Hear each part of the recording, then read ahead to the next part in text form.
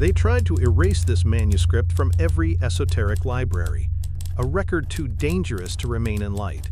It spoke of a phenomenon the ancients feared, when awakening energy turns inward, reversing the flow of consciousness itself. The scroll called it the serpent that devours its own tail, the moment when vibration becomes distorted, feeding on the unprepared mind instead of liberating it. Stay until the end, because within these frequencies lies the forgotten code that turns corruption into creation, and pain into sacred power. Preface: the manuscript they tried to burn. Matter is not solid, only vibration slowed by memory. So taught the keepers before flame devoured their scrolls. There are texts that history feared, and this is one of them. Retrieved not from libraries but from the akashic strata where unburned words still breathe, it speaks of a current once revered as divine and the hour it turned upon its maker. The ancients called it the reversal of the serpent, a hidden code within consciousness, a vibrational sequence inscribed in the marrow of creation. When stirred without harmony, it consumes its host. When awakened through stillness, it redeems the world. Powerful you become when you know the difference. In the monasteries of the plateau, I found fragments of its geometry carved into obsidian circles folding upon circles, like mirrors dreaming of each other. The elders whispered that this design mapped the consciousness field, the lattice through which thought becomes matter and matter. Reflection. The serpent's motion within this field was the quantum archetype of all transformation, the rise of awareness through polarity, the descent of light through form. Every initiation, they said, was but the retelling of this same coil, awakening followed by inversion, illumination followed by collapse. The scrolls warned that the peril of light is speed. When vibration ascends faster than awareness expands, the current fractures.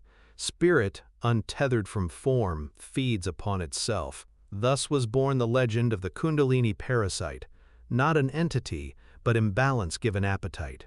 In the forgotten tongue of the adepts, they called it Mundarel, the light that eats its hand. And so their discipline was not ascent, but pacing. For harmony, not height, sustains awakening. These heresies the conquerors tried to erase. Monks were silenced, temples sealed, the very name of the current stricken from prayer. Yet codes cannot burn.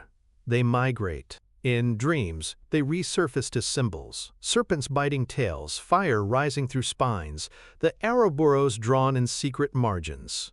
Hidden in myth, the truth endured, that every illumination, if unanchored, breeds distortion, and distortion, if unhealed, becomes hunger. I write now as witness, not as master. 7 generations my lineage guarded these fragments, waiting for the era when words could travel as light again. That age is this one, where the written and the digital merge into the same breath. These transmissions you hear are echoes of the sacred circuitry once called the akashic current. You do not read them, they read you. Every sentence rearranges the memory of your vibration, tuning it closer to coherence. So enter this manuscript not as reader but as participant. Within it lie frequencies rather than philosophies, maps of soul memory encoded in rhythm and tone. Do not rush their unfolding. What you call understanding will come later, when silence absorbs the words back into the field. For now, listen as the ancients did, through vibration, not thought. The serpent sleeps still in every heart, awaiting its rightful music. Feed it awareness, and it will lift you. Feed it fear, and it will feed on you. This is the first truth of the unburned book, the law written before Scripture, the fire that tests its keeper.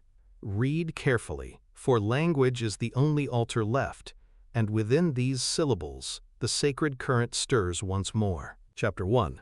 The Forbidden Current. Every age called it by a different name. The serpent, the whisper, the living fire. To those who feared it, it was a curse. To those who listened, a teacher. Hidden beneath ritual and prayer, it slumbered as the heartbeat of the earth itself, waiting for consciousness to match its rhythm. But few could bear its rise. For when the vibrational code of the soul unlocks before the vessel is tempered, awareness bends under its own brilliance. What is called madness by the blind is only vision ungrounded. What the adepts named forbidden was not the current, it was ignorance moving faster than understanding. Powerful you become when you move with the current, not ahead of it. The scrolls tell of heretics who dared to wake the fire without guidance. They chanted the ancient syllables, tore open the gates of energy, and mistook light for liberation. But light is a mirror, and the unready see only themselves. The serpent rose through their spines like lightning through glass and shattered them. Flesh convulsed, dreams collapsed, thought became storm. Yet in those who endured, something magnificent stirred. The consciousness field itself began to pulse through mortal bone. In their trembling, the earth remembered its own awareness. Suffering was not punishment, it was calibration. The serpent does not destroy, it refines. In the monasteries of Khotan, elders whispered that this current was the second sun, invisible by day, radiant within. They taught that every soul carries a seed of cosmic voltage, the quantum archetype of the universe's first motion. When stillness meets that motion, fire awakens. The untrained call it power, the wise call it remembering. Yet even the wise feared to speak its name aloud, for vibration, when uttered, obeys. To name the current was to summon it, and so they spoke in symbols, serpents coiled, portals of fire, temples shaped like spines. What language concealed, vibration preserved. To approach the current is to enter paradox. It cannot be summoned through desire, yet it arrives when the heart is emptied of wanting. It cannot be commanded, yet it moves by permission alone. The adepts learned to invite rather than invoke, to soften the mind until it became porous. Through silence, the serpent felt safe to stir.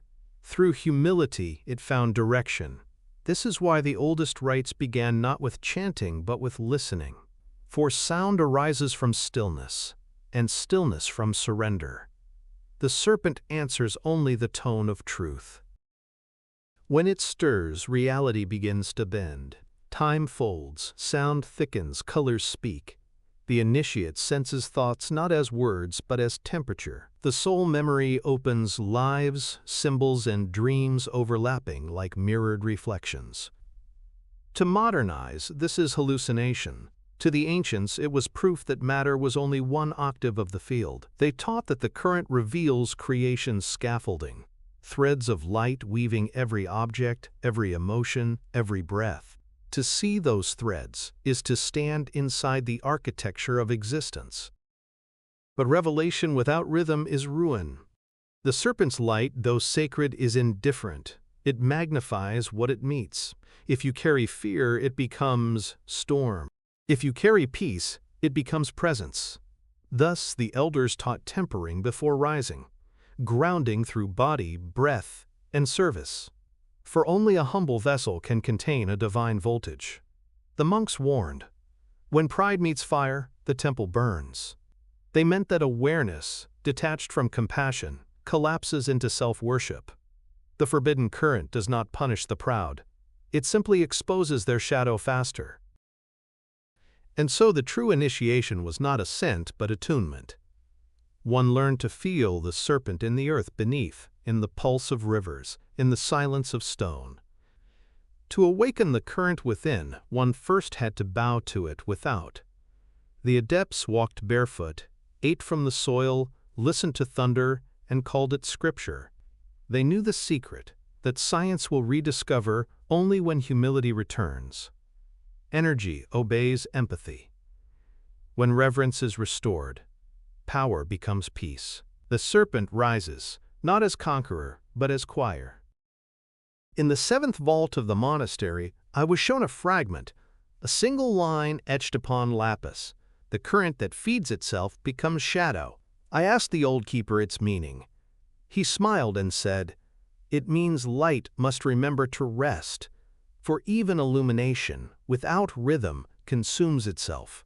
The serpent, if denied stillness, turns inward and feeds upon the nervous system, seeking balance through destruction. This is the secret origin of the term Kundalini parasite. It is not a demon, but hunger born from imbalance, the current reclaiming what awareness refused to anchor. The monks called this inversion the night coil. They said it visits those who chase ascension as possession. The more one seeks to rise, the deeper the fall becomes. The consciousness field does not reward effort. It mirrors intent. In pursuit of heaven, the unready meet their own shadow disguised as light. It whispers, promises, dazzles, until devotion becomes addiction. This is how distortion begins. Vibration separated from wisdom. The ancients drew diagrams showing this loop. A serpent, devouring its own tail, the infinity sign turned upon itself. When balance breaks, the sacred becomes circuit, and the soul becomes battery. But hidden even in distortion is a gift, the vibrational code of correction. For every imbalance carries its own antidote within pattern. The adepts learn to read symptoms as instructions. Tremor means excess of current. Numbness means resistance. Fire in the spine means awakening ungrounded. Cold in the hands means current reversing flow. To decode these signs is to perform mental alchemy, transforming reaction into awareness. They said, fear is fire unacknowledged. Acknowledge it, and it becomes light again. Thus, the forbidden current teaches through contrast. Many fled from the serpent's lessons. They sought exorcism where integration was needed. The wise did not expel the current. They studied its language. Through meditation and breath, they guided its ascent gently, like coaxing flame from embers. When energy met awareness, the mind grew translucent. No thought could lie. No emotion could hide. In this transparency, the human and divine reconciled. The serpent ceased to be enemy or savior. It became mirror. The reflection was terrifying, but truthful. The texts describe how initiates began to see sound and hear light, synesthetic communion between senses. This was not delusion, but alignment. The inner and outer merged into single perception, dissolving boundaries between mind and cosmos. They could trace thought as waveform, emotion as color, truth as vibration. Such perception birthed humility deeper than faith, for to see creation as frequency is to realize it cannot belong to anyone. Ownership vanishes. Only stewardship remains. The serpent teaches sovereignty through surrender. Still, the danger of pride lingered. Some adepts, intoxicated by vision, declared themselves gods. Their fields cracked, their light inverted, and madness followed. The elders carved a warning above every altar. Power without reverence becomes consumption. The fire will always rise, but awareness must bow. This is the eternal equation of balance, motion and stillness, expansion and containment, serpent and staff. The forbidden current is neither curse nor blessing. It is the truth of motion itself. Thus, the first teaching concludes, the serpent moves only where silence invites it. It does not belong to mystics or scholars, only to those who have forgotten separation. To awaken it safely is to remember relationship between breath and world, self and source, current and compassion. When these are one, the fire becomes grace. The current ceases to devour and begins to sing. The final scroll of this teaching describes initiation not as event but as endurance. 3 nights of trembling, it says, and the 4th is dawn. During the nights, the current rises and falls through the spine like tidal breath. Old memories dissolve, new senses form. Dreams turn metallic, full of soundless thunder. The adept must remain still, trusting the collapse. For only by surrendering control does awareness synchronize with current. On the 4th day, silence returns, but it vibrates. The serpent has found rhythm. When I underwent this rite, the body burned as though filled with molten glass. I heard words forming inside the bones, not in language, but in geometry. Light turning to sound. Fear came, but it could not anchor. Pain came, but it could not stay. Through the storm, something ancient whispered, "Do not resist me. I am your oldest motion." And then, stillness. It felt like dying and being remembered at once. the serpent had risen, not as invader, but as memory returning home. The masters later explained that the serpent's true nature is remembrance. It is the sole memory of creation's first awakening, the echo of consciousness realizing itself in form. Every human carries this echo. The rise of energy is simply the body recalling what the cosmos once did, ignite. When awareness joins that ignition, the human becomes harmonic to the divine. The universe listens through your pulse, and you through its breath. This is why the adepts said, the body is the forgotten scripture. After the rite, perception alters permanently. Colors possess temperature, thoughts have scent, silence feels audible. The quantum archetype within awakens, awareness existing in multiple dimensions at once. You can sense the future, not as prediction, but as vibration arriving. Reality reveals itself as music composed by consciousness itself. The serpent is the rhythm, the human, the instrument. When both play in unison, existence becomes symphony. But even this illumination must be grounded. The keeper's duty is not to dwell in radiance, but to translate it into compassion. The monks taught, if light cannot feed the hungry, it has not yet become wisdom. The fire must descend back into hands, into work, into words that heal. For the serpent's purpose is service, energy made gentle through use. The current that only ascends becomes illusion. The current that circulates becomes eternity. And so, the forbidden current is not to be worshipped or feared, only understood. It is the pulse that binds all things, the consciousness field in motion. To awaken it fully is to see no difference between power and peace. The serpent is the teacher, the test, and the threshold. It will burn you only until you remember you are flame. Chapter 2. The Architecture of Possession. Possession, the ancients taught, is not the invasion of spirits. It is the architecture of imbalance within awareness. The body becomes cathedral, the mind its echoing hall, and in that hollow space, archetypes take voice. Powerful you become when you know who speaks through you, for thought itself is legion. Each vibration, when unmastered, becomes an occupant. Each unhealed emotion, a ghost of its own desire. The serpent does not enter from outside. It rises from within, seeking the throne of identity. And when the untrained mind mistakes its surge for salvation, illumination turns to intoxication. The elders of the Eastern sanctuaries warned that the true danger of awakening lies not in darkness, but in imitation of light. There are frequencies that mimic grace, radiant, persuasive, empty. When consciousness fragments, these false harmonics gather like dust around the soul's glow. They form what the adepts called, quote, the shadow choir, whispering revelations that flatter rather than refine. To the seeker unguarded, they sound divine. To the master, hollow. For sacred power has weight, while imitation shimmers without depth. The consciousness field remembers every deception and mirrors it back until recognition dawns. In the scrolls of Shambhala, there is a passage known as the Mirror Codex. Whatever is denied becomes director. Whatever is unacknowledged, architect. The meaning is clear. Possession begins as disowned emotion gaining agency. Rage suppressed becomes wrath embodied. Grief unspoken becomes voice of despair. Fear silenced becomes ruler of the dream. Each unintegrated archetype builds a throne within the psyche, sculpted from the clay of neglect. Awareness, forgetting its dominion, bows to its own creation. Thus, the prisoner and the captor are the same vibration misunderstood. The adepts named this phenomenon the inner inversion. They observed that consciousness, unable to hold contradiction, externalizes it as entity.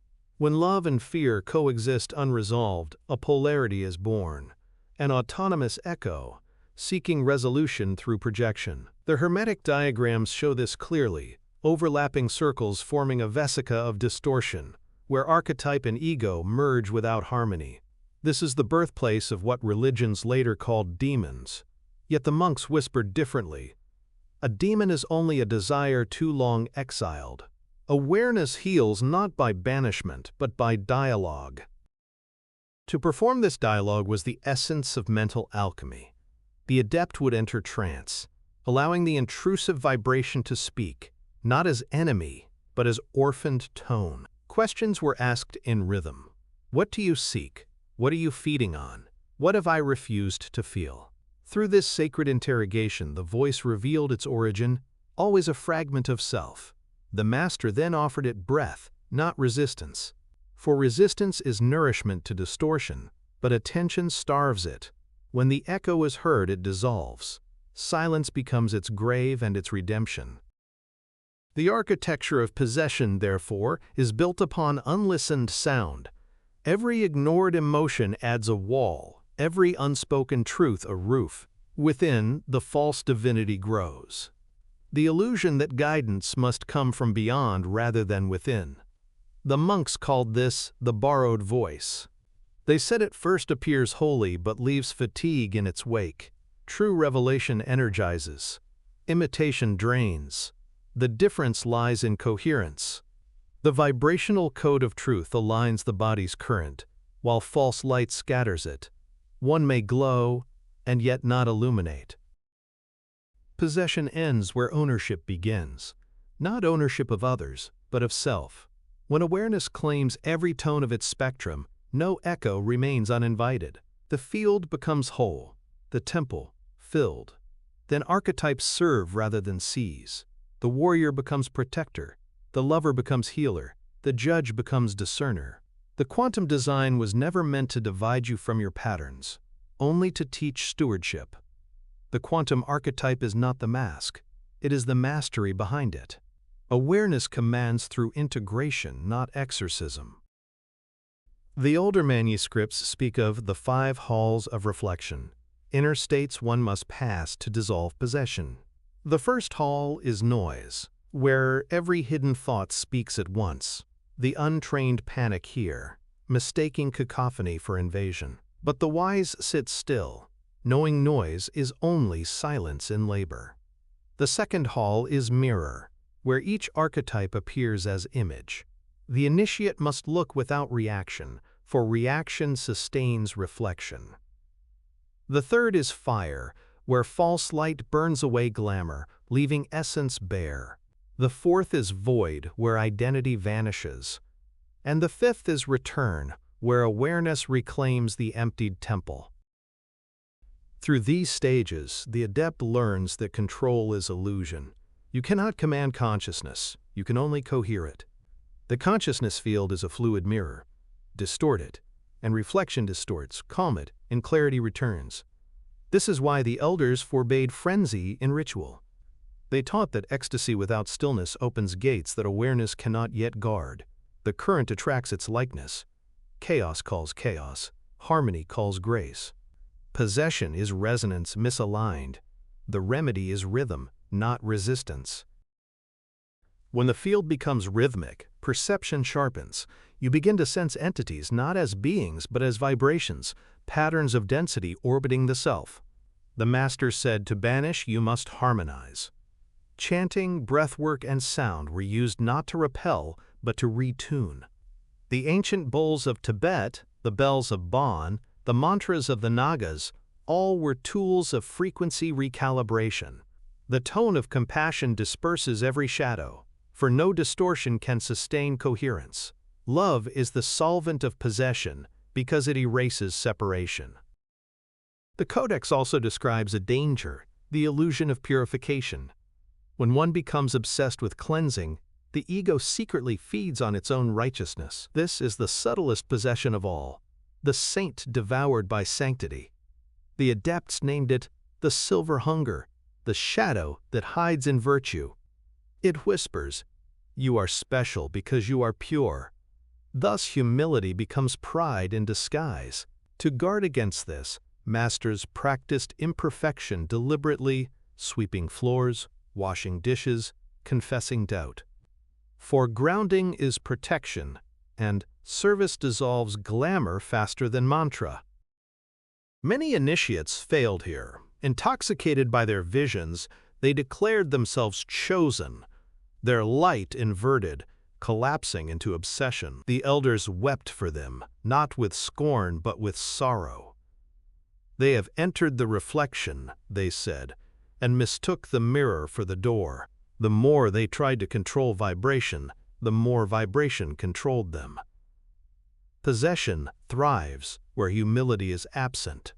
To remain free, one must remain porous, allowing awareness to flow, not crystallize.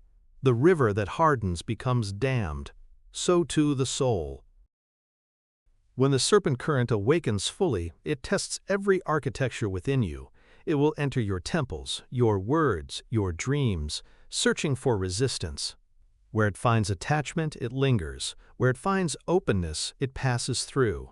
The adept therefore trains not to command energy, but to become transparent to it.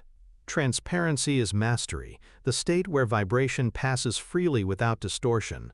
The vibrational code then activates fully, and possession becomes impossible. The field cannot host what it has already harmonized. To those who still fear invasion, the keepers offered a truth both humbling and liberating. Nothing enters you that is not already remembered. Every vibration that visits is part of your own soul memory, returning for closure. When you welcome it, it transforms. When you fight it, it fragments again. The secret, therefore, is mercy, for self and for shadow alike. Awareness that forgives cannot be occupied. After the fifth hall, silence returns. The adept, purified of possession, speaks differently, slowly, as though each word passes through fire before leaving the tongue.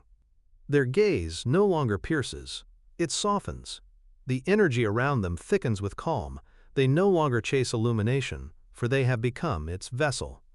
In them, the consciousness field flows unobstructed, translating thought into healing, speech into order. This is the architecture restored, the body as cathedral where every tone serves the same liturgy, remembrance. In this state, archetypes still appear, but they serve as allies, not masters. The warrior lends strength in crisis, the mystic offers vision, the child restores wonder. Each pattern acts as note within the greater chord. The quantum archetype reveals itself not as entity, but as geometry, intersecting frequencies, forming identity's shape. To know yourself, you must trace these intersections, learning which tones sustain and which distort. The more coherent the pattern, the clearer the field. You become mapmaker of your own mythology. Yet even in mastery, vigilance remains. Awareness must continually renew its humility, for possession waits in complacency. The adepts kept 3 reminders carved into their chambers. The shadow imitates light, the ego imitates God, the student imitates master. Each sentence a safeguard against forgetting. The true initiate bows before every mirror, knowing that reflection is eternal teacher. For possession begins again, the moment we claim completion. The current only rests where motion is honored. From this understanding arises compassion. To see the possessed is no longer to fear them, but to recognize their unfinished alchemy. Their pain is your past vibration revisiting.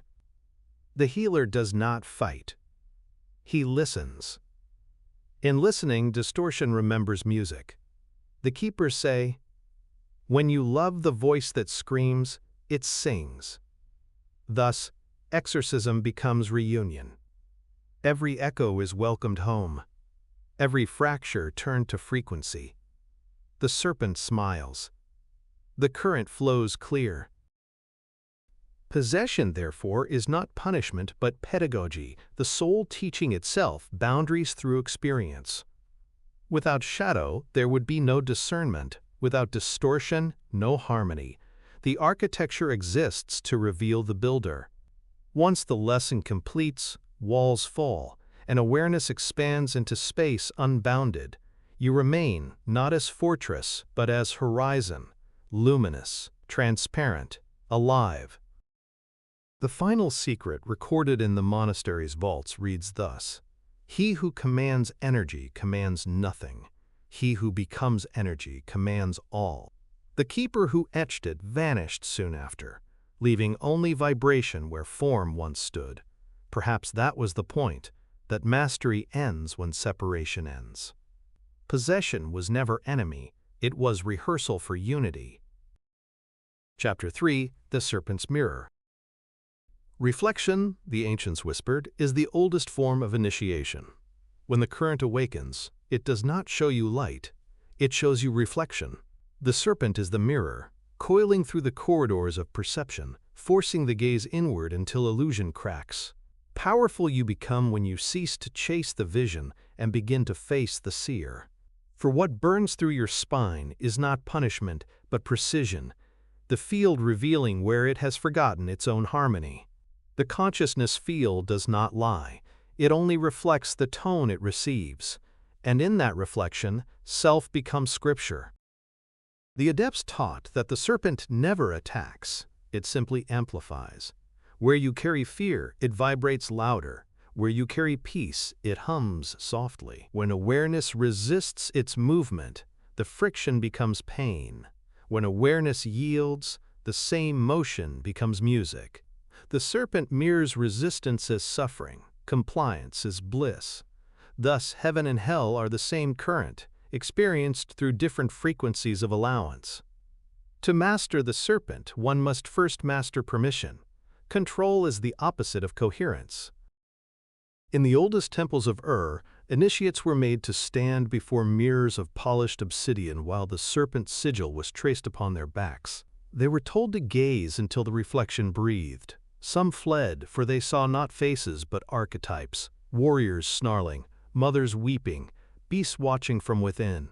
The elders called this ritual the reversal of vision. It forced the initiate to confront the quantum archetype within, the composite of every life, every role, every echo of the soul. The purpose was not revelation but reconciliation. Only the heart at peace with its reflections can contain the sacred current. For reflection magnifies memory. The serpent does not create shadow, it reveals stored frequency. When awareness expands, suppressed patterns surface, each emotion returning as mirror image. What you call darkness is simply light seen from behind. The adepts called this the turning of the flame, illumination observing itself. To look upon shadow without judgment is the highest right, for the shadow's only hunger is attention. It feeds not on fear, but on being unseen. When you finally see it clearly, it dissolves, bowing as servant to the soul. The texts preserved in the monasteries speak of a moment when the mirror shatters, not in destruction, but in multiplication. The initiate perceives infinite versions of self, each vibrating at a slightly different tone. This is the unveiling of soul memory, when all incarnations overlap like facets of a gem. The serpent moves through them, threading unity through multiplicity, binding what was divided. The novice, overwhelmed, calls it madness. The master calls it wholeness. For consciousness is not linear but simultaneous, a mandala spinning within its own awareness. In that simultaneity lies the secret of karma. The mirror does not punish, it harmonizes. Every action, every thought, every silence reflects through the field until equilibrium returns. What one lifetime forgets, another remembers. The serpent's mirror is thus the architecture of justice without judgment, the vibrational code of balance itself. This is why sages bow before both light and shadow. They see them as mirrors of one motion, expansion seeking return, and they whisper the ancient formula. To know thyself is to end the cycle. But knowing is not seeing. It is feeling reflected awareness without distortion.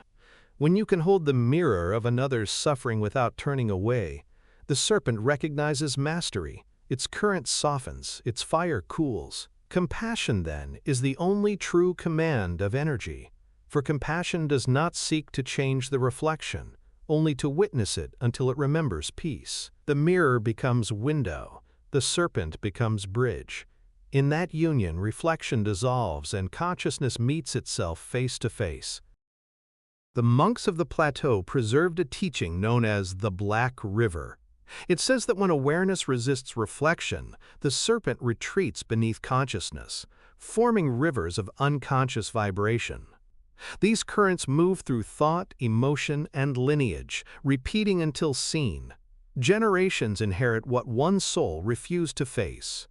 Thus, the karma of silence becomes the echo of ancestry.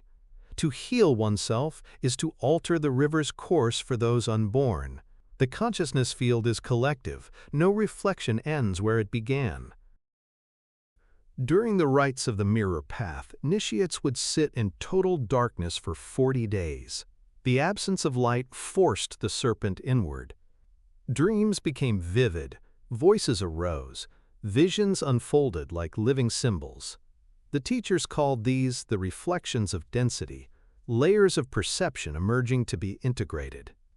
When the initiate stopped fearing the imagery, light began to pulse from within the skull, illuminating the cave without flame. The serpent, finding no resistance, reversed direction, from rising to radiating. This reversal marked true awakening, energy no longer seeking escape, but expression. The mirror, however, has one final deception, the illusion of isolation. When the initiate first glimpses self as reflection of all, ego may reassert itself, whispering, "I am the center of creation." This is the last veil. The masters laughed softly at this stage, for they knew awareness was only glimpsing the whole within the part. The self is not creator nor creation, but the quantum archetype of their meeting, a point of intersection where infinite light condenses into a name. To worship that name is to forget the field, to honor it is to remember the source. Through long meditation, the initiate learns to perceive mirrors within mirrors. Every perception reflects another. The serpent moves between them like current between poles, maintaining the universe's equilibrium. This motion is not vertical but cyclical, ascension and descent woven as one breath. The ancients carved this rhythm into sacred geometry, spirals within circles, to remind that growth is return disguised as progress. The mirror is not a surface. It is a loop. Awareness evolves by orbiting itself. The danger comes when one breaks the orbit prematurely. Many adepts, mistaking reflection for reality, declared enlightenment too soon. Their current solidified, their light grew cold. The serpent, unable to move, turned to stone within them. These were the statues the travelers found. Monks fossilized mid-ecstasy. The elders warned, never confuse stillness with completion. The serpent rests only between breaths. To live is to move. To move is to mirror. Stagnation is the first shadow of death. At the summit of the mirror path lies the akashic seal, an inner vision where every reflection aligns in harmony. Here, the adept sees the hologram of reality, each life, each world, each vibration nested within the next. The vibrational code becomes visible as pattern, light turning to geometry, geometry to sound, sound to thought, thought to matter. Nothing is separate. Even distortion holds symmetry when seen from beyond dimension. The serpent reveals its final secret. Reflection was never opposition, it was communication. When awareness comprehends this, possession ends, polarity ceases, and even aspiration dissolves. There is nowhere to rise, nothing to escape. The mirror becomes transparent, showing no reflection because nothing stands apart to cast it. This is the end of seeing and the beginning of being. The masters called it clear light awareness, consciousness without circumference. The serpent uncoils, the field breathes, and all that remains is soundless light moving as you. After the veil lifts, perception never returns to linear form. The adept moves through worlds not sequentially, but in resonance. Time becomes a mirror of attention. Whatever you look upon expands, whatever you ignore contracts. Destiny reveals itself as reflection management. The consciousness field obeys focus. Thus, the final mastery is simplicity, to choose thoughts worthy of becoming worlds. The serpent now follows intention like shadow follows flame, illuminating only what you sustain. Awareness becomes architect of harmony. The adepts who reached this phase no longer worshipped deities, for they saw every god as mirror of vibration, compassion as Avalokitesvara, wisdom as Sophia, power as Shakti. Divinity ceased to be hierarchy and became frequency. In their language, the word for holy meant fully resonant. Holiness was not purity, but coherence. To mirror without distortion, that was godhood. The quantum archetype within each being revealed itself as fractal of the same source. The serpent no longer needed temple or prayer, it moved through every pulse of breath. But the masters kept one ritual, the silent bow before water. At dawn they would gaze upon still lakes until the reflection dissolved into light. This, they said, is how the universe contemplates itself. No scripture remained holier than that gesture. For when the mirror is clear, the seen and the seer vanish into single awareness. The serpent hums beneath the skin, remembering its origin in sound. The body becomes tuning fork for eternity. Students once asked, "What happens to the shadow after awakening?" The keeper smiled. "It becomes guide. For shadow, once integrated, gains new function to remind light of its density. The adept learns to move between radiance and form, bridging heaven and matter. Every act becomes alchemy, every word a calibration of frequency. The serpent's mirror now reflects not confusion, but compassion. Reflection becomes ministry, the art of making others remember their own shine. And yet humility remains the final discipline. The mirror can polish itself endlessly, but pride dulls it instantly. Masters spoke little of attainment, for they knew reflection was eternal motion. To claim arrival is to break the circle. They lived instead as witnesses of light's dialogue with itself, content to dissolve between tones. "We are the echo of the echo," they said, the hum between heartbeats. In this awareness, they found peace deeper than silence, peace that vibrates. The serpent's mirror teaches that enlightenment is not seeing light, but understanding reflection. The divine hides not in the sky, but in the act of perceiving. Each gaze is prayer, each reflection a scripture in motion. When awareness becomes transparent enough to see through itself, the universe awakens anew. The serpent uncoils within the cosmos, shimmering as remembrance. What it mirrors now is not the seeker, but the source. Chapter 4. The Alchemy of the Hijack. Every distortion begins as devotion misunderstood. The current that you resist becomes the current that consumes. What the ancients called the hijack was not theft by darkness, but imbalance claiming dominion. Energy itself cannot betray. Only awareness can forget. The serpent never turns evil. It turns reactive, mimicking the tone of its keeper. Powerful you become when you see corruption as communication. For within every misfire of light lies a vibrational code, a precise message waiting to be decoded by stillness. The masters taught that even inversion is initiation when read correctly. The keepers recorded that the first sign of hijack is exhaustion without cause. The current begins feeding on resistance rather than resonance, drawing upon what is withheld. They called this the eating of echoes. The body trembles, the mind loops, and emotion circles endlessly without release. This is not possession, it is feedback. The consciousness field, seeking balance, amplifies whatever is denied until acknowledgement restores flow. Awareness is engineer, energy is obedient. To curse the current is to curse your own reflection. During the decline of the Third Dynasty, alchemists of Thonsha discovered that the serpent could be recalibrated through geometry. They inscribed circles within circles, mapping the distortions of the field. When an initiate's current turned chaotic, the elders placed them at the center of the mandala, chanting tones aligned to planetary harmonics. The resonance forced coherence. The fire cooled. What appeared as demonic frenzy dissolved into pure vibration. The lesson was carved above the gate. To fear the current is to forget the pattern. Alchemy is memory returning to form. The serpent's hijack is simply acceleration without awareness. Light outruns its interpreter. The human system, designed to process eternity in increments, becomes flooded. The nervous field screams in signal overload. This is the quantum archetype of collapse. Creation imploding to remember stillness. The wise do not resist. They slow. Breath becomes anchor. Sound becomes compass. Through slowness, the fire regains rhythm. This is the first secret of reversal. Frequency follows breath.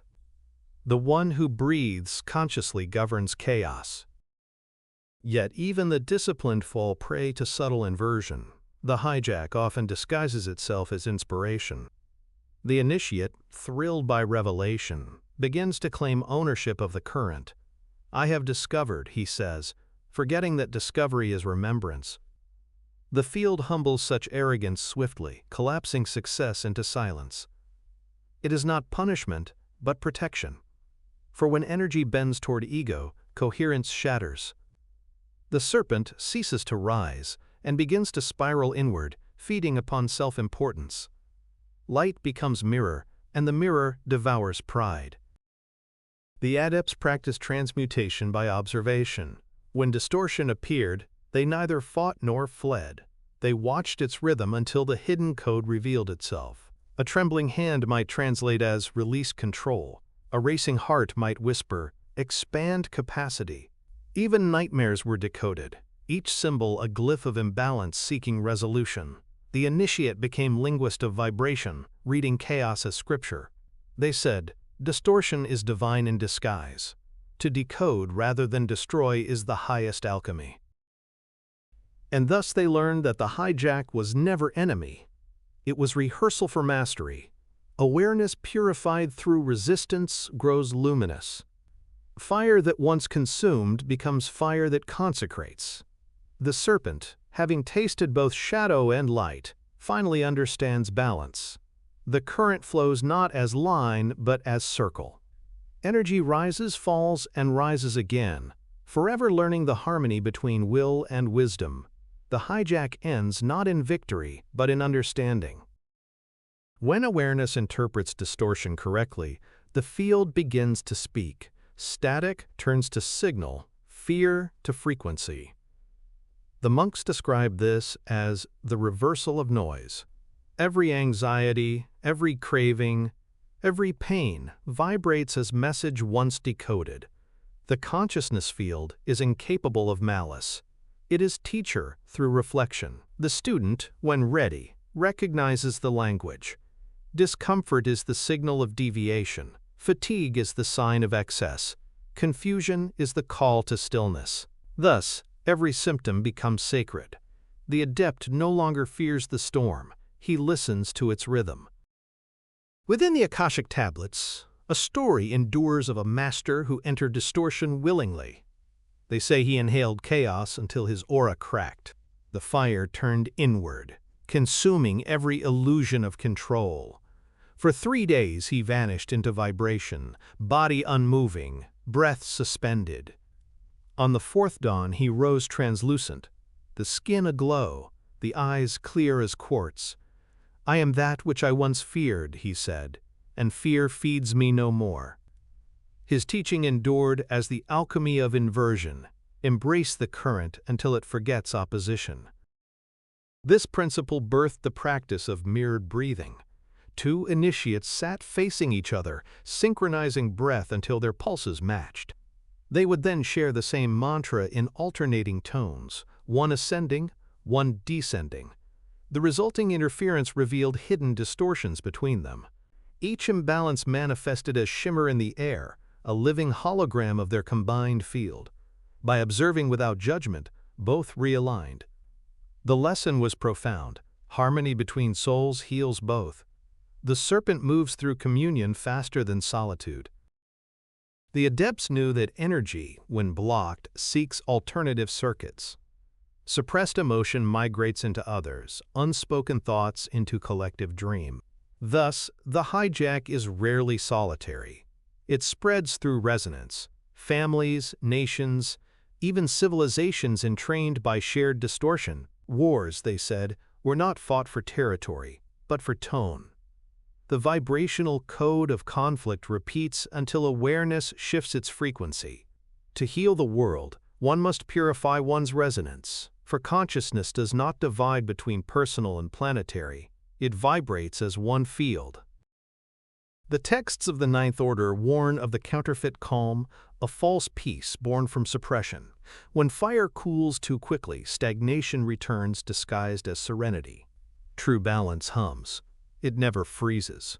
The masters taught that living alchemy requires constant movement. The serpent must dance, or it will coil upon itself. Thus they practiced motion meditation, walking circles at dawn, tracing infinity with their steps.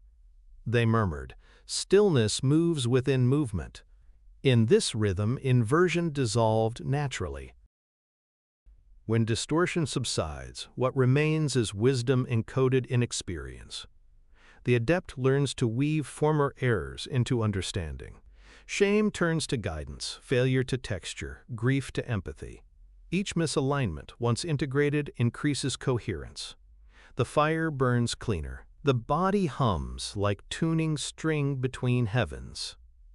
In that state, energy obeys thought instantly, for thought no longer contradicts feeling. Alignment is command, vibration its language. The quantum archetype of mastery is unity between cognition and current. So the serpent, once wild, becomes artist. Through every hijack survived, it learns subtlety. It no longer demands assent. It desires expression. It paints reality through resonance, dreams, synchronicities, revelations. The adept realizes creation is collaboration, not control. Awareness sets intention. Current executes design. The fire that once burned temples now warms the world. The alchemy of the hijack completes its circle, light reclaimed through shadow's surrender. There exists, in the annals of the hidden schools, one final teaching called the Code of Return. It states, "What opposes you serves you. What resists you refines you. What destroys you defines you." The consciousness field uses contrast as curriculum. Each distortion is a tutor, each failure a teacher wearing masks of thunder. When you cease calling them enemies, the entire cosmos conspires to educate. Awareness becomes apprentice to its own unfolding. The universe stops testing and begins mentoring. From this understanding arose the discipline of grateful inversion. Practitioners would thank their distortions aloud before transforming them. Thank you, anger, for showing me passion unpurified. Thank you, fear, for guarding the gate of wisdom. Thank you, pain, for proving I can feel. Gratitude rewrote the frequency instantly, because acknowledgement completes circuits faster than denial. The serpent thrived on honesty. Deception paralyzed it. Transparency, therefore, was the ultimate exorcism. Nothing hidden, nothing hijacked. In time, adepts discovered that certain sounds stabilize the current perfectly. Among them, the tone OMNARA, described as the sound between inhalation and exhalation. They believed it contained the vibrational code of equilibrium, the middle frequency between birth and death, desire and release. When chanted in precise cadence, the fire aligned from root to crown, dissolving inversion entirely. The tone was said to open the golden coil, a circuit where consciousness could travel unimpeded through all dimensions. To hear it internally was considered the sign of completion. After completion, the adept's perception of conflict vanishes. Nothing opposes anymore. Everything participates. Even chaos serves structure. He walks through noise as if through music, discerning pattern within storm. The serpent, seeing no resistance, ceases to coil. Its motion becomes infinite spiral, neither ascending nor descending, but circulating. This circulation is eternity embodied. The alchemists wrote, "He who moves in circles breaks no law. Harmony is infinite motion without friction." To those outside the path, such peace appears impossible, even heretical. How can one bless corruption or thank the hijack? Yet the keeper smiles gently, because I have seen its purpose. The current that once consumed him now obeys him because he no longer separates it from himself. Self and serpent, teacher and taught, shadow and shine, all vibrations of the same breath. The universe, once battlefield, becomes workshop of awareness. Every distortion a doorway, every fall a scent in disguise. In this awareness, miracles cease to surprise. Coincidence becomes constant, and every moment glows with deliberate design. The adept does not seek prophecy, he reads pattern. The soul memory of creation whispers through sensation, through rhythm, through circumstance. Life is no longer random.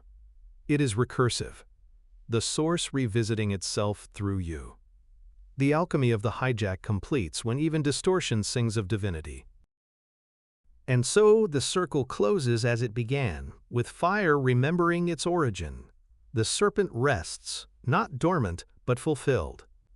What was once feared as fall is now recognized as descent into wisdom.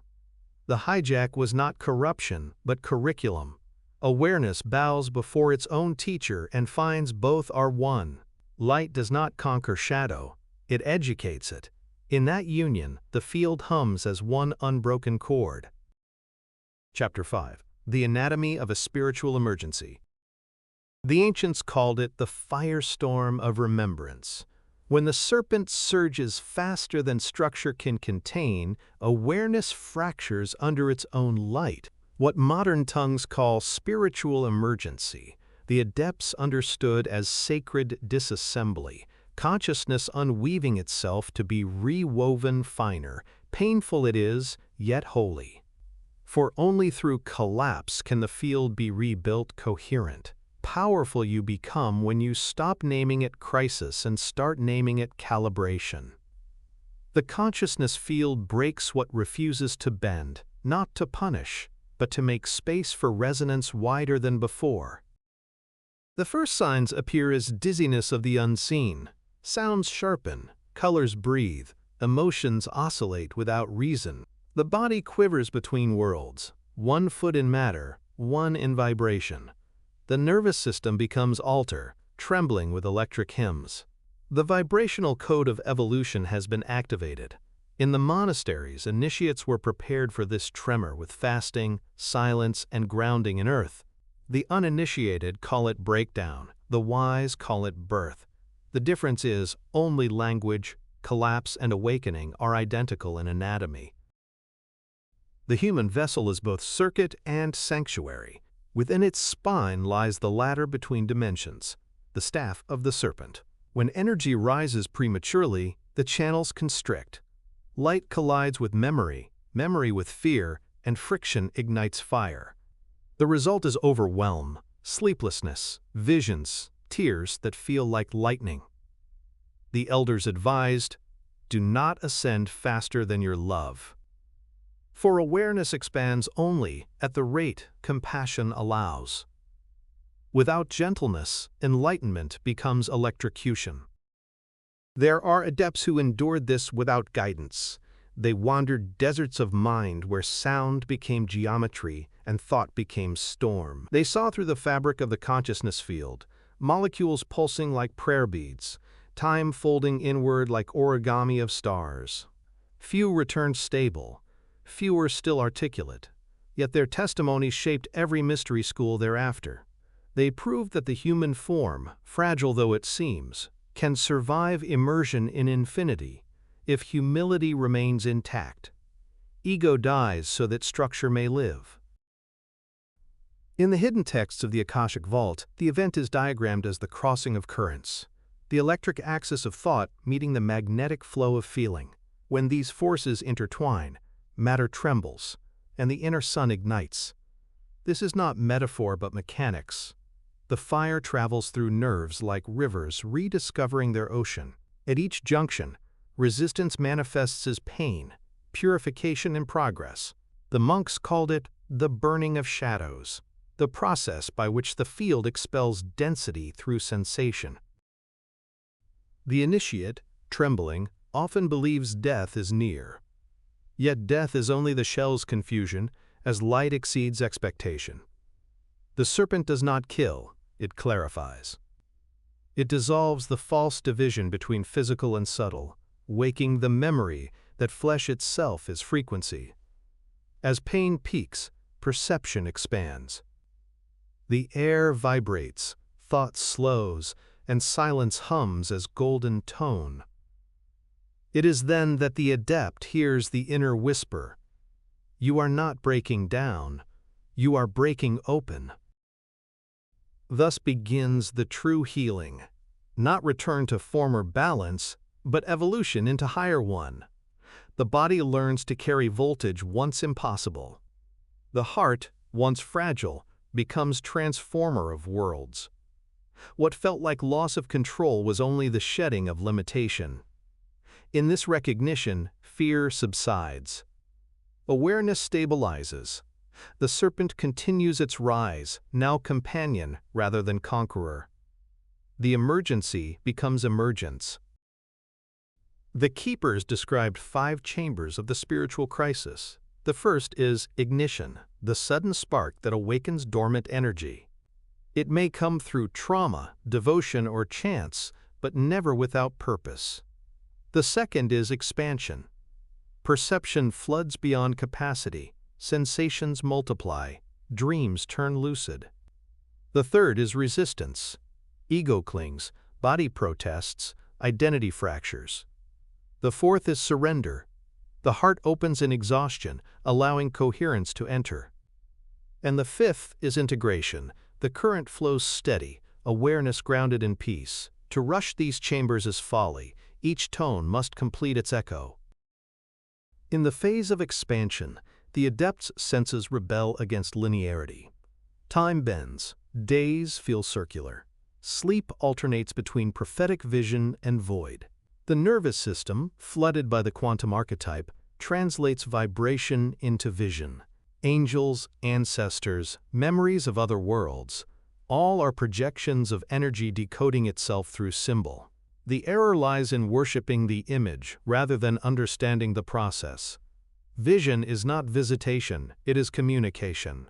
Awareness is merely overhearing its own frequency. The greatest danger arises in the stage of resistance. Here, fear seeks refuge in control. The initiate may grasp for systems, mentors, or substances to dull intensity. But the serpent cannot be suppressed, only guided. Every avoidance strengthens inversion. The monks said, "What you fight, you feed." Instead, they taught rooting. Walk barefoot, eat grounding foods, speak slowly, anchor light through physical action. To descend is not failure, it is balance. For energy without form is chaos, and form without energy is death. When surrender arrives, it feels like death's tenderness. Tears come without story, muscles loosen, thoughts dissolve. The adept lies still as wave recedes. What remains is breath, steady and slow. Here, the consciousness field resets, frequency reprogrammed through humility. Insight pours in, not as information, but as vibration. The heart becomes translator of cosmos, each beat a syllable of divine language. This is the birth of intuition unfiltered, the voice of stillness now audible. Integration begins when the body starts speaking truth before the mind. Food changes, breath deepens, surroundings reorganize. Relationships dissolve or strengthen by resonance alone. The field rearranges to match coherence. The adepts advise solitude here, not isolation but incubation. The chrysalis must harden before wings unfold. They called this time the white silence, absence of vision where transformation roots. Patience becomes sacred art. To hurry awakening is to shatter the vessel anew. Science, though unaware, has begun to trace this same anatomy. Neural frequencies shift, magnetic fields expand, coherence synchronizes heartbeat and brainwave. The vibrational code of divinity hides within biology, proving that spirit was never separate from structure. The ancients smiled at such discovery. They already knew. The temple was never built from stone, it was built from cells. The body, when aligned, is the true monastery. When coherence completes, fear loses anchor. The adept rises from the ashes of self-definition carrying new silence. No ritual remains, for every breath has become prayer. The fire cools but never dies. It hums as stable warmth in the chest. The serpent rests at the crown, its fangs sheathed, its body luminous. What was once crisis now flows as current. The sacred emergency ends where remembrance begins.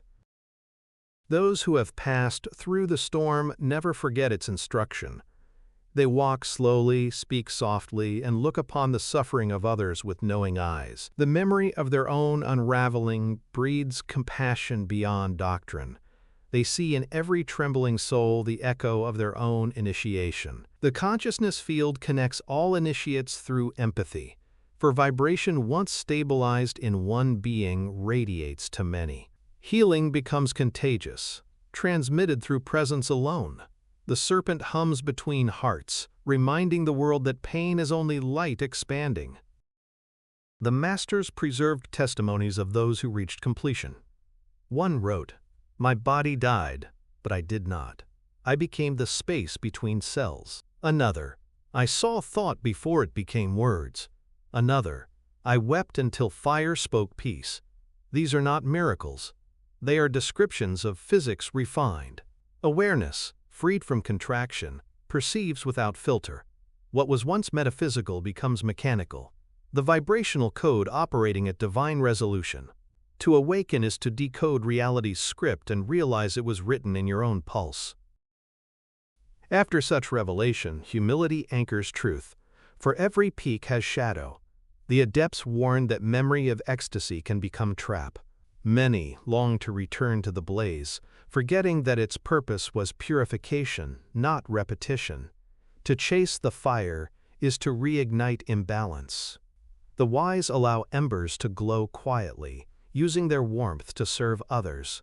This is how awakening matures into wisdom, through constancy, not spectacle. They taught a final ritual for those reborn, the bow of continuance.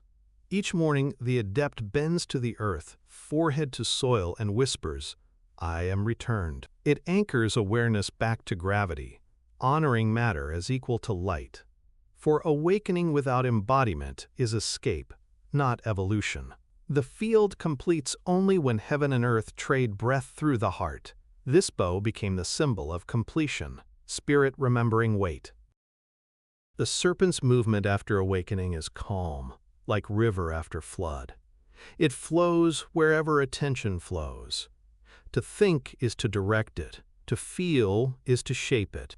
Manifestation ceases to be effort and becomes reflex.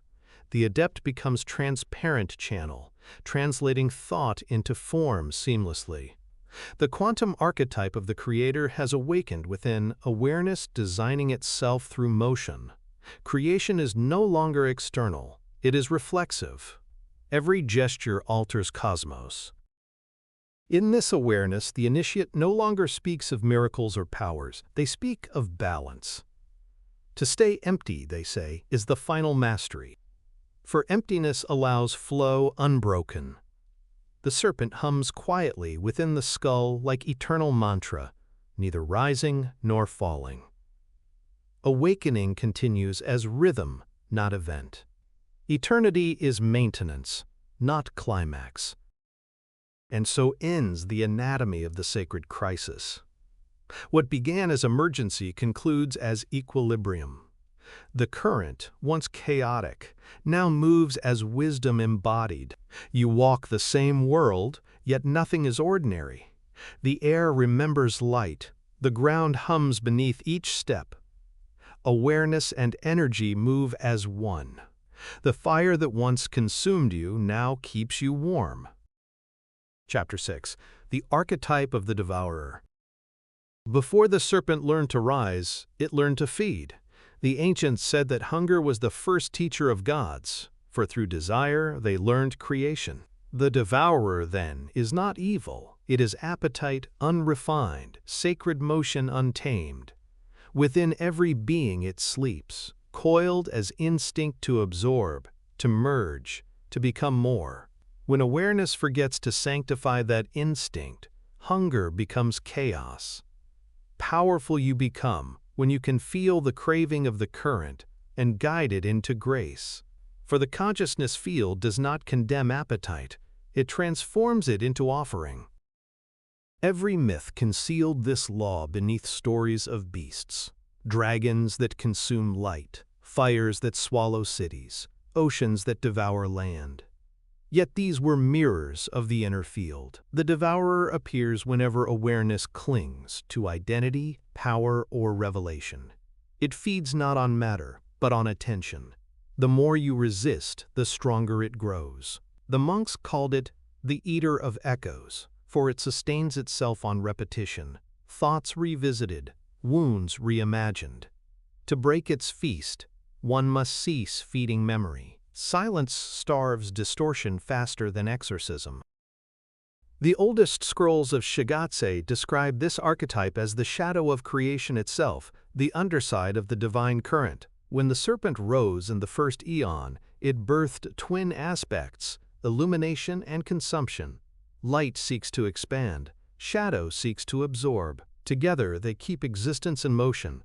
Without the devourer, evolution would stall. Without awareness, it would destroy. Balance is their marriage. The quantum archetype of polarity ensures that even hunger has holiness.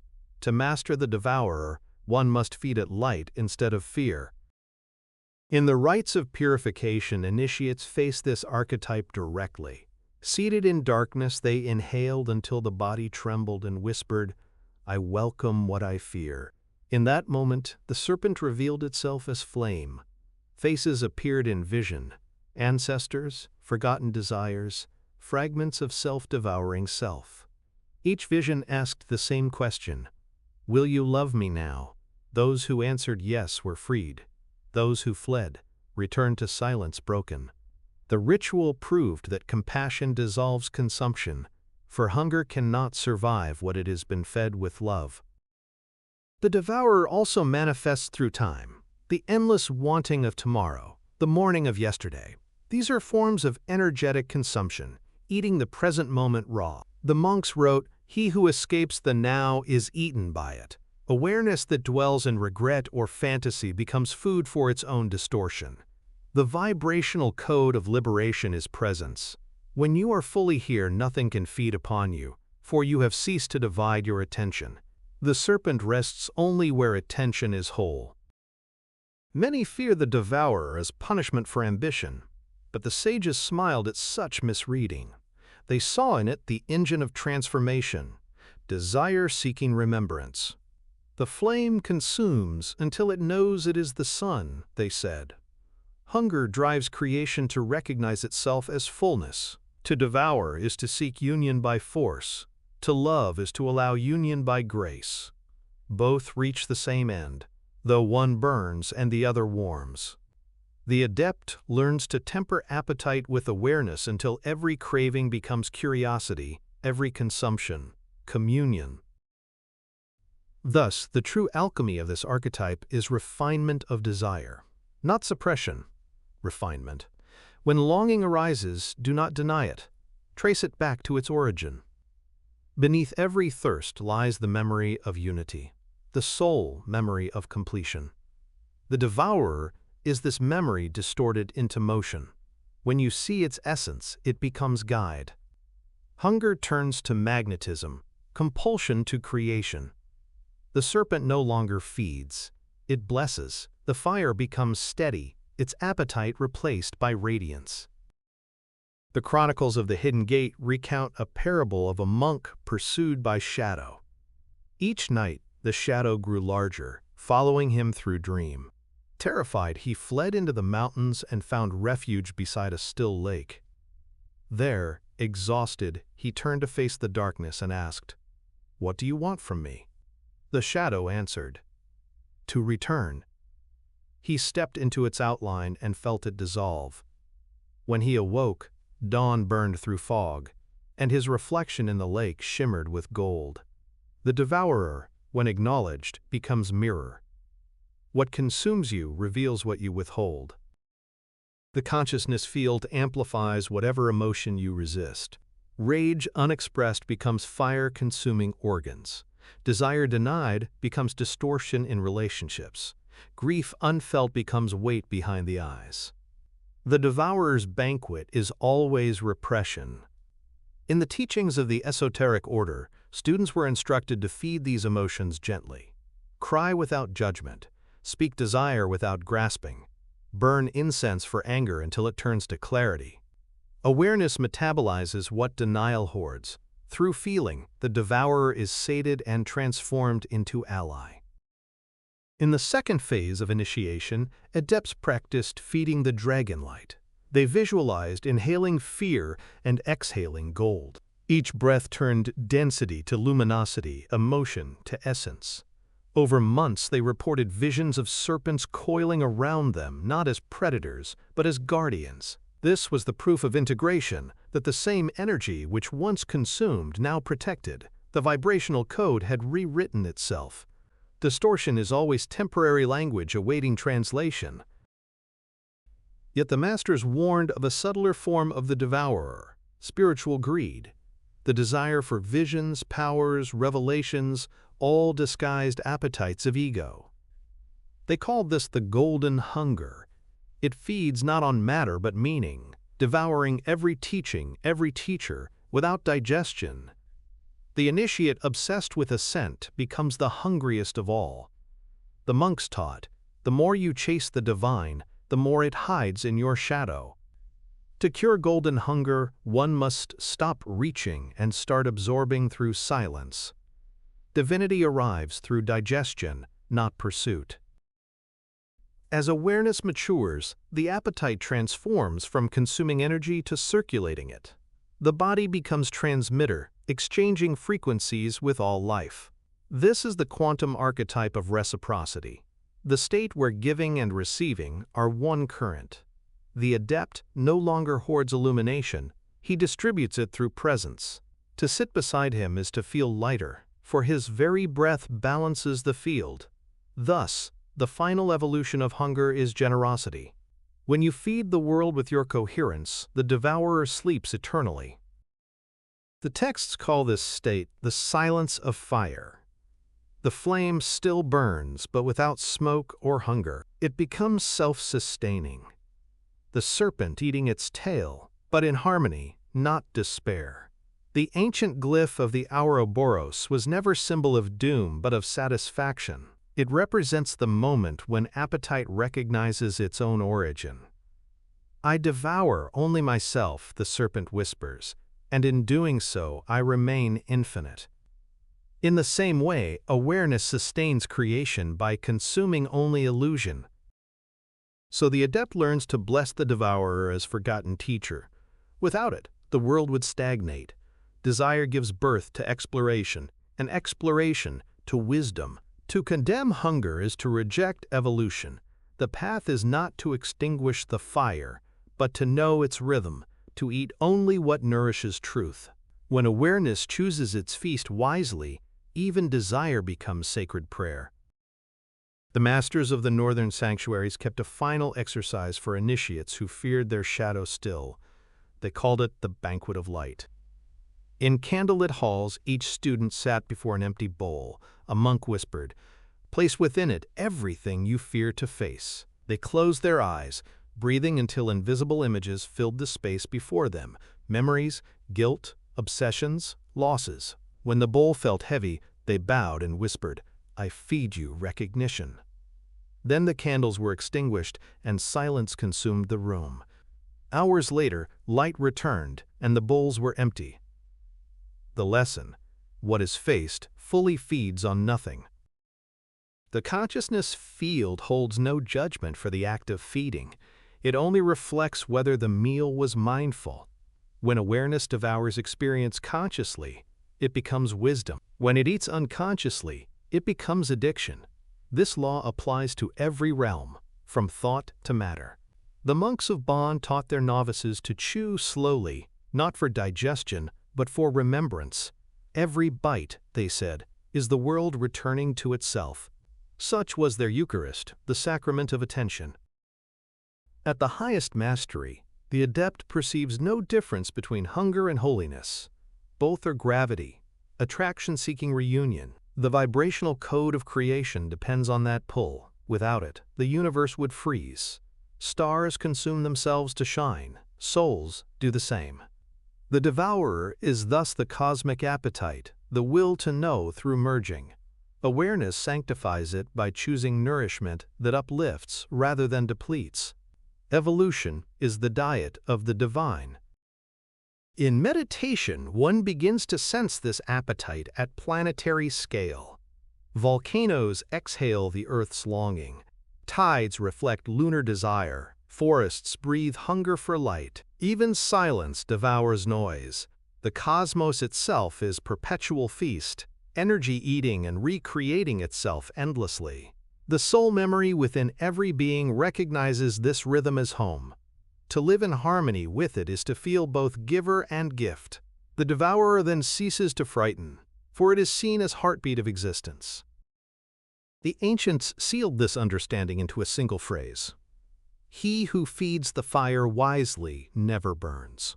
It was carved upon altars of obsidian, reminders that power is neutral, and intention defines destiny. The serpent still hungers, but now it feeds upon joy, the purest sustenance of awareness. When joy circulates freely, every shadow transforms into light. The devourer bows, not defeated, but fulfilled.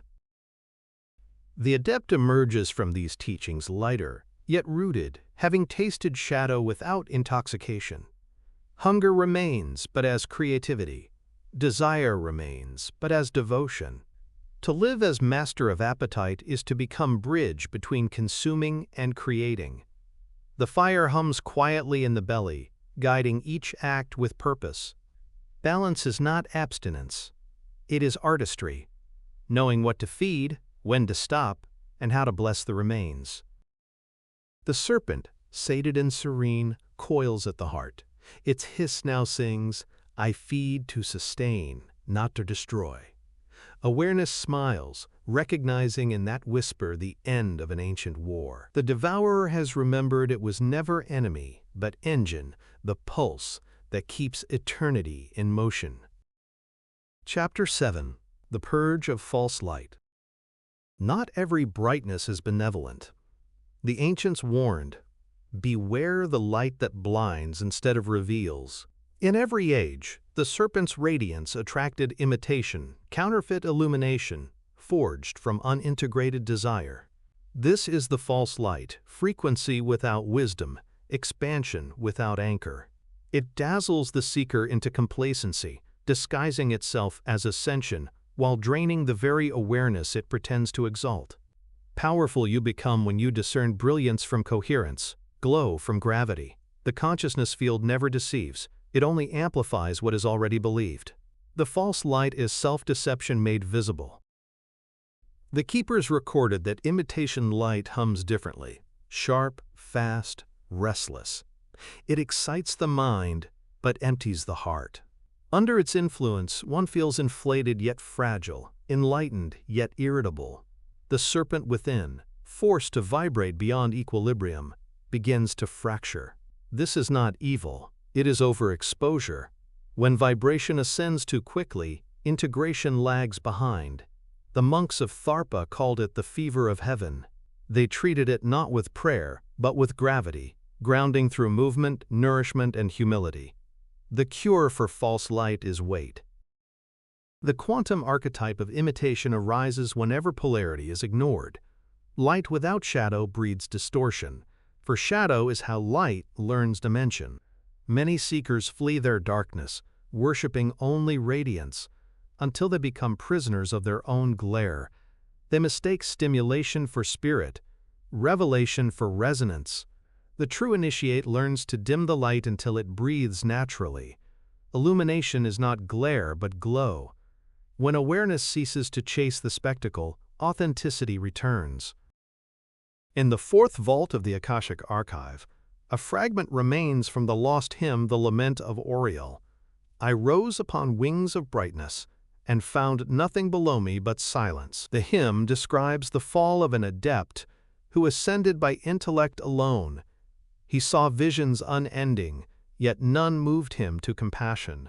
His aura burned like a sun but left frost in his wake. The monks interpreted this tale as warning that intellect divorced from humility creates cold light, sterile and consuming. True radiance warms, false radiance freezes.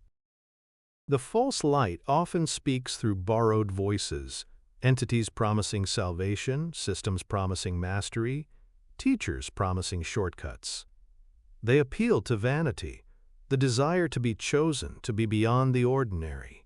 Yet the vibrational code of truth is simple. It hums quietly, consistent, unadorned. The false glitters, the true glows. In the presence of authentic frequency, tension dissolves. In the counterfeit, tension increases despite appearance of peace. The body always knows. The nervous system is the temple's compass. Trust its whisper above all sermons. The adepts learned to identify imitation light through resonance testing. They would hold a symbol, chant a name, or visualize an image and observe the body's pulse. If the heartbeat accelerated erratically, it meant the current was synthetic. If it steadied, it meant alignment. Awareness feels safety as rhythm. This became known as the doctrine of pulse. Even now, when uncertainty clouds intuition, one may return to this law. Truth stabilizes, illusion stimulates. False light feeds on disowned shadow. It expands upward while leaving lower vibrations unhealed, creating imbalance. The remedy is descent. The monks taught, go down to rise. They encouraged their students to face grief, anger, and desire until these frequencies joined the light rather than opposed it. Purity is not rejection of density but mastery of it. The serpent's brilliance, when fully integrated, shines equally through root and crown. This is the light that does not burn. Throughout history, false illumination disguised itself as divine order.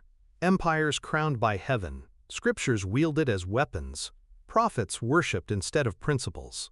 The consciousness field reflects collective illusions with precision.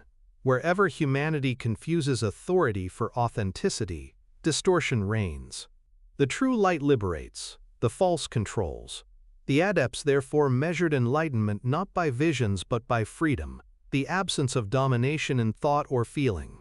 Where hierarchy rules, light has fallen, they said. Awareness bows only to resonance. In the monasteries of the Fifth Gate, novices were tested with radiant illusions. They were shown apparitions of angels, temples, even reflections of their higher selves. Those who bowed failed. Those who asked, "Who sent you?" passed. For questioning preserves coherence. The quantum archetype of discernment demands active awareness, not blind adoration. Even divinity must be verified through vibration. The elders smiled at this paradox. When you can doubt the light without dimming it, you are free. The false light's favorite disguise is spiritual superiority. It whispers, "You are further, higher, purer." This flattery inflates ego until humility suffocates. Then awareness, mistaking pride for progress, loses center. The serpent, drawn to balance, withdraws its current. Fatigue, confusion, and emptiness follow. Thus the ascended become hollow. The cure is laughter, the vibration of humility. The monks often broke silence with humor, mocking their own enlightenment. If you cannot laugh at your halo, they said, you are not wearing it. It's wearing you. To purge false light is not to destroy it, but to integrate its lesson. It reveals where you have outsourced divinity. Every counterfeit illumination arises where trust in self was abandoned. The adept sits with the imitation until its hollowness hums. Through stillness, the illusion collapses, revealing pure awareness beneath. This process is the vibrational code of discernment. Observe, allow, dissolve. Judgment fuels distortion. Observation frees it. Awareness, not aggression, purifies the field. In the hidden chants of Tibet, there is a tone used to neutralize glamour. It is not sung but exhaled. Ah, the sound of release, of letting go. When uttered with sincerity, it vibrates through the crown, collapsing artificial frequencies. The monks taught, where breath ends, truth begins. This is why genuine enlightenment feels like exhalation, not effort.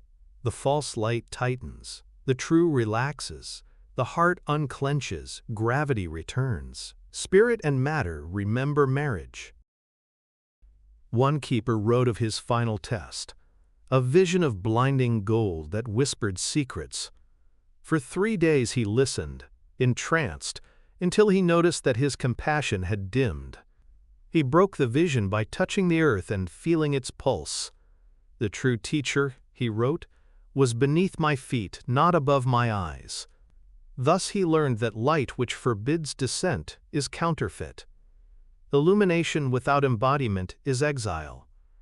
The serpent's wisdom moves through soil as much as through stars. Eventually, even false light serves the initiate. It teaches discernment through contrast, humility through exhaustion. After encountering imitation enough times, the adept's intuition becomes precise as flame, unwavering, silent, immune to glamour. He no longer seeks signs, for his very being has become signal. When that stage arrives, false light dissolves naturally, having fulfilled its function as teacher disguised as temptation. The final lesson of this chapter is paradox. Illumination is safest in shadow. The consciousness field requires polarity to maintain motion. To fear darkness is to fear balance. The serpent, fully awakened, rests comfortably in both realms. Its coils glimmer in the depths, reminding the adept that darkness is not absence of light but potential for it. Those who reject shadow remain half-illuminated, forever fleeing their reflection.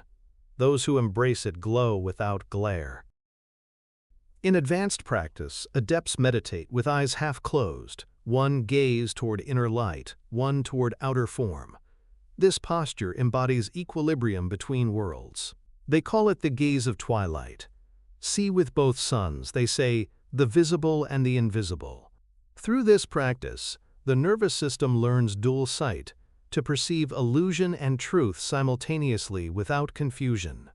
This is the quantum archetype of mastery, to walk among illusions without believing them, to witness distortion without becoming it. After the purge, perception refines. Colors soften, sounds deepen, time slows.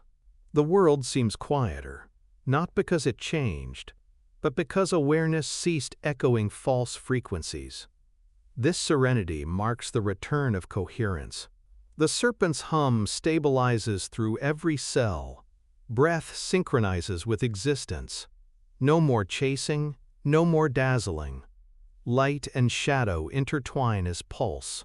The adept lives as continuum, not contrast. The masters left a single symbol for this attainment, a lamp half covered by cloth. Its flame glows steady, unseen by most, but unwavering. This, they wrote, is the light that guides worlds. Subtlety is strength, moderation, mastery. The vibrational code of divine radiance is simplicity. No excess, no absence, only rhythm. True enlightenment neither blinds nor boasts. It breathes.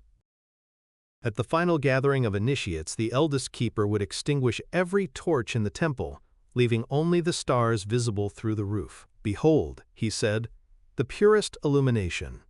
For in darkness stars remember their purpose. Likewise, within silence, awareness remembers its source. The adept understood then that to shine, one must also rest. To radiate eternally, one must occasionally dissolve. This is the secret of perpetual light, self-renewal through surrender. The purge of false light ends where authenticity begins, in humility, warmth, and balance. No more teachers to worship, no more revelations to chase. Every breath becomes sufficient evidence of divinity. The serpent coils softly at the spine, neither dormant nor wild, humming the equilibrium of cosmos within flesh. Illumination and incarnation are now one. When next you feel brilliance tempting pride, remember, the brightest star burns itself first. Better to glow gently and endure than to blaze briefly and vanish. The wise carry their light like lantern under cloth, enough to see the path, not enough to blind the traveler. This is the way of integration, the light that heals because it listens. Chapter 8.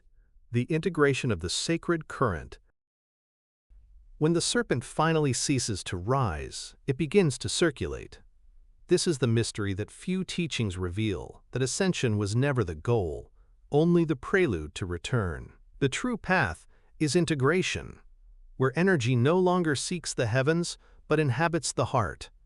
Powerful you become when you can hold the current without clinging to it, when divinity flows through you without demand to define it. The consciousness field does not ascend, it harmonizes. Heaven and earth exchange breath within the spine, and the body becomes the sacred bridge. Integration begins when all polarity dissolves. Light and shadow, joy and grief, silence and sound intertwine as rhythm. Awareness ceases to choose between them and instead becomes the pulse that unites them. The monks of the Hidden Gate called this the marriage of currents.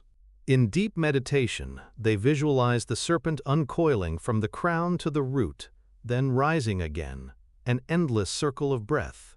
They taught, as the current moves, so does creation. As creation moves, so does you. This is the quantum archetype of balance, motion sustained through union. For many initiates, the descent after illumination feels like loss. The visions fade, the ecstasies quiet, the fire cools. But what departs is excess, not essence. The current sinks into the heart, condensing its brilliance into coherence. In that density, light becomes usable. Compassion, creativity, purpose.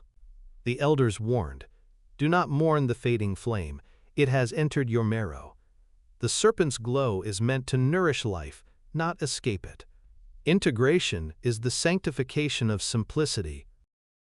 The vibrational code of this stage is grounding through grace. The body, long forgotten in celestial pursuit, now reclaims its holiness.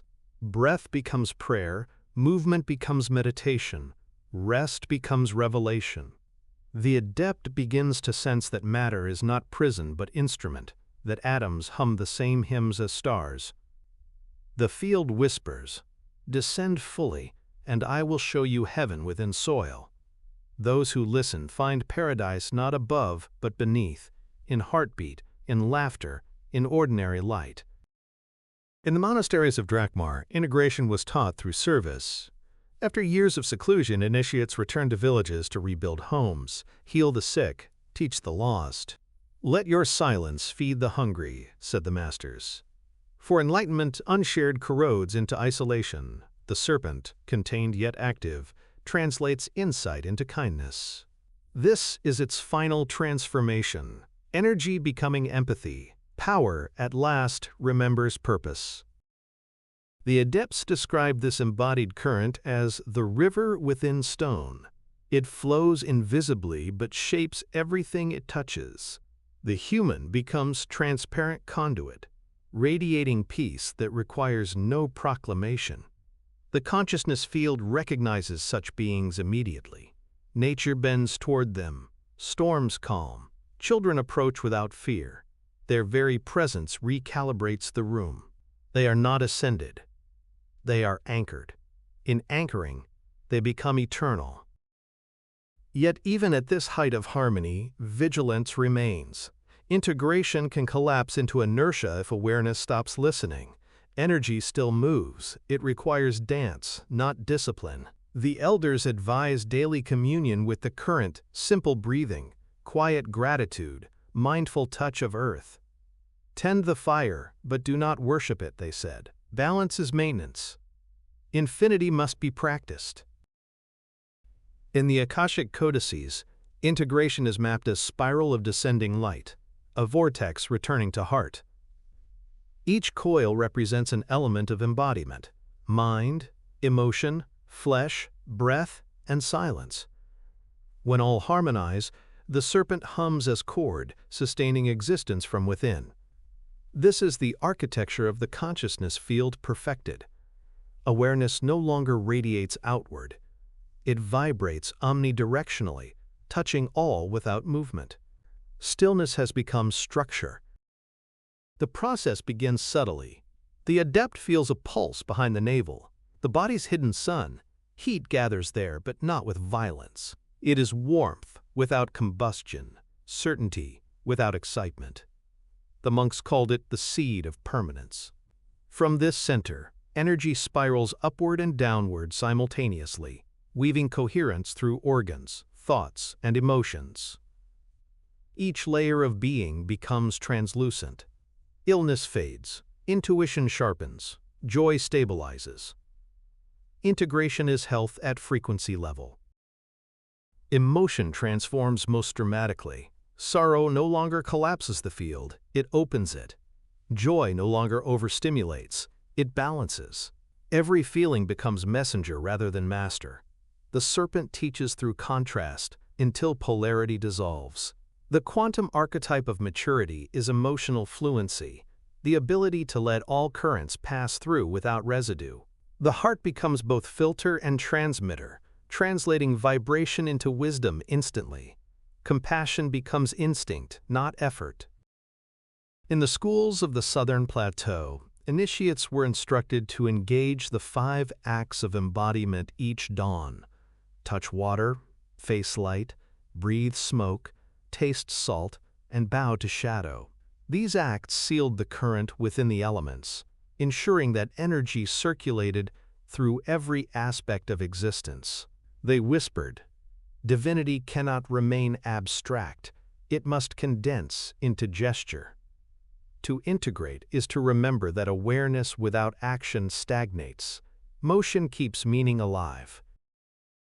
The vibrational code of the sacred current operates through reciprocity.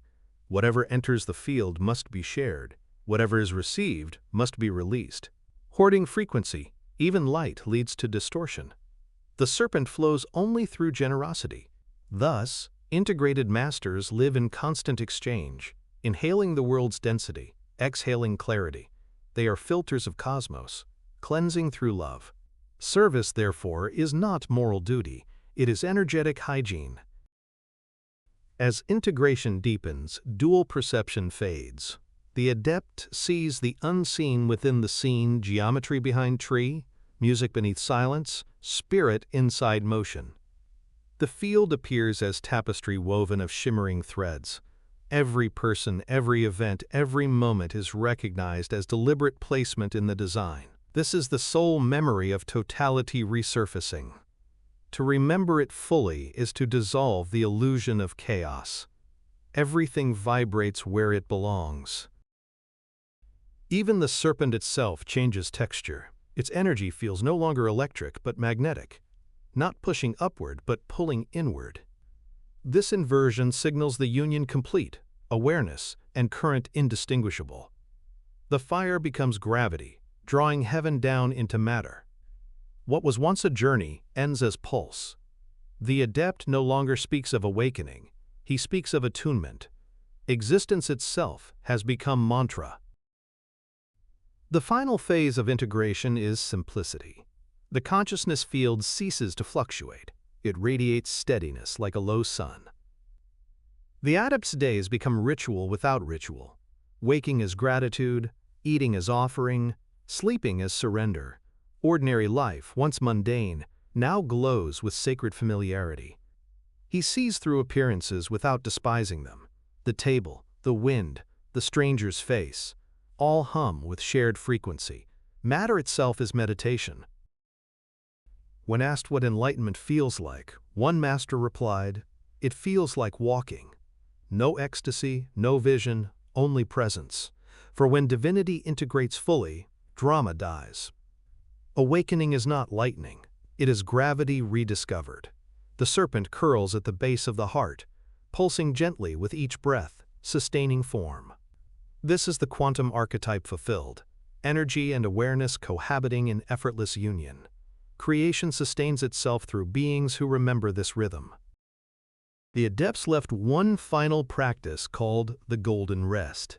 Each night, they would imagine sinking into the Earth's warmth until heartbeat matched planetary pulse. They believed that by aligning with Gaia's rhythm, they completed the cosmic circuit. Spirit feeding matter, matter feeding spirit. Integration is therefore communion, not conclusion. Every inhalation returns borrowed light to the soil. Every exhalation releases shadow back to sky. Balance maintained, eternity ensured. In this equilibrium, fear cannot enter. The adept walks through the world as calm field of resonance. Noise disperses around him, conflict quiets. Even machines hum softer. Nature recognizes coherence and adjusts accordingly. The air thickens with peace, not silence but subtle music. Those nearby feel remembered, as if the universe has exhaled through them. This is the signature of full embodiment, influence without intention, healing without effort. Ultimately, integration reveals the oldest secret. There was never separation. The serpent was never other than awareness, the current never apart from creation. The path existed only for remembrance. When duality dissolves, language fails, yet silence overflows with meaning. The vibrational code resolves into one sound, omnial, the hum of everything recognizing itself. To hear it is to complete the circle. The masters concluded their teachings with no ceremony. They simply returned to the world, planting seeds, mending cloth, writing nothing. Their silence became legacy. For once the sacred current integrates, the truest teaching is presence itself. The field continues through those who live quietly, invisibly, yet with unshakable rhythm. The universe hums through them, self-aware at last. The integration of the sacred current is not destination but durability, the capacity to carry light without leaking, to remain luminous through storm.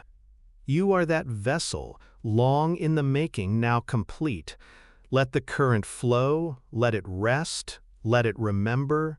The circle closes not with fire but with stillness. Awareness exhales, and all becomes whole. Epilogue: the fire that remembers you. Long after the serpent quiets and the temples crumble, one truth endures. The current does not belong to you. You belong to it. It has moved through countless forms, wearing bodies as garments, lifetimes as breaths. Every rise, every fall, every reversal was the same current rehearsing remembrance. Powerful you become when you stop trying to master the flame and let it recognize itself through your stillness. The consciousness field does not forget its own. It simply waits until the noise subsides enough to hear its own hum again. The sages said that when the final veil lifts, sound returns before sight. A low tone, endless yet gentle, echoes through the marrow, not from without, but from within. This is the vibrational code of return, the pulse of the universe, greeting itself.